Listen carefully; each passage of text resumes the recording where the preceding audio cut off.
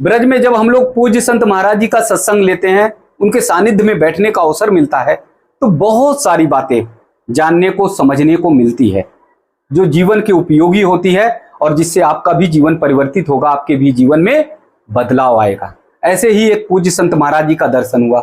देवराहा बाबा घाट के पास वो लेटे हुए थे। शाम का समय था, ऐसा लग रहा था कि जैसे हनुमान जी साक्षात लेटे हुए हैं। विशालकाय शरीर थी और पूज्य संत महाराज जी सिर्फ एक अचला डाले हुए और उसी पर लेटे थे। मच्छरों का जो झुंड था वो महाराज जी के चारों तरफ घेरे हुए था और महाराज जी के शरीर पर तमाम मच्छर बैठे भी थे। हमने महाराज जी से कहा कि पूज्य महाराज जी, यहां से कहीं और स्थान पर चले जाएं, यहाँ बहुत सारे मच्छर हैं जो मच्छर आपको काटेंगे और इससे आपको कष्ट होगा। पूज्य महाराज जी ने क्या सुंदर जवाब दिया। पूज्य महाराज जी ने कहा कि मच्छरों के कोई खेत तो होते नहीं, 2-4 मच्छर अगर मुझे काट लेंगे और उससे उन्हें भोजन प्राप्त हो जाएगा तो मुझे कोई नुकसान होने वाला नहीं। थोड़ा बहुत पीड़ा होगी, थोड़ा बहुत दर्द होगा, थोड़ी बहुत तकलीफ होगी, उस दर्द और तकलीफ को मैं सहन कर लूंगा। मैंने कहा महाराज जी, बहुत सारे मच्छर बैठ रहे हैं, लगातार बैठ रहे हैं और ऐसे में आपका बैठ पाना बड़ा मुश्किल होगा। पूज्य महाराज जी ने कहा कि नहीं, ये हमारी साधना है, तपस्या है, मुझे जरा भी तकलीफ नहीं हो रही, मुझे जरा भी दिक्कत नहीं हो रही।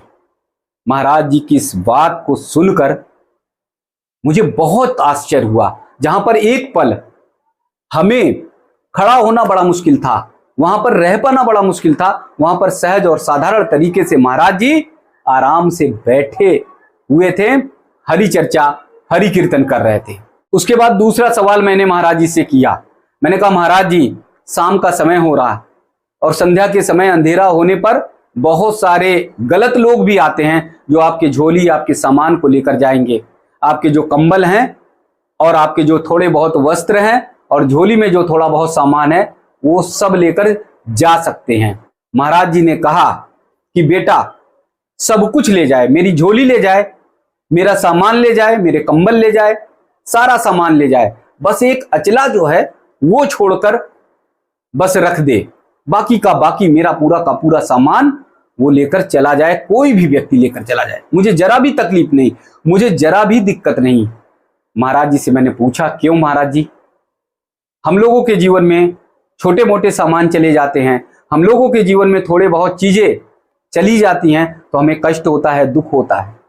आपका पूरा का पूरा सामान चला जाए, आप ये कह रहे और आपको जरा भी कष्ट नहीं होगा।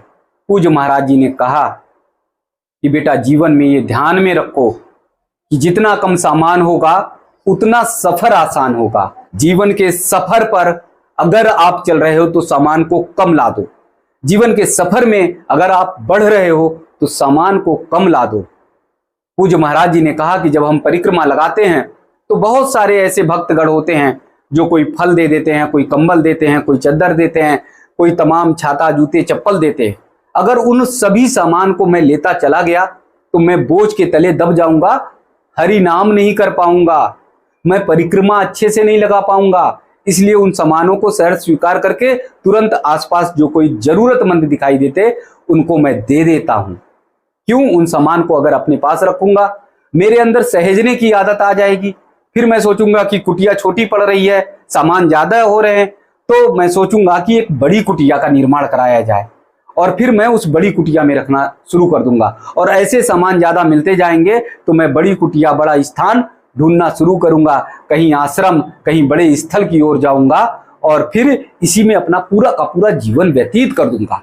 मुझे हर क्षण हर पल हरि चर्चा करनी है, हरि कीर्तन करना, हरि भजन करना है, ठाकुर जी को, कन्हैया को, बाके बिहारी को और राधा रानी जी को स्मरण करना है। उनके कीर्तन में हमें आनंद के भाव में एकदम से मुग्ध होना है। ऐसी स्थिति में अगर मैं सामान को सहेजना शुरू कर दूंगा, कोठी में, अपने आश्रम में उन्हें भरना शुरू कर दूंगा तो मैं जीवन भर यही करता रहूंगा।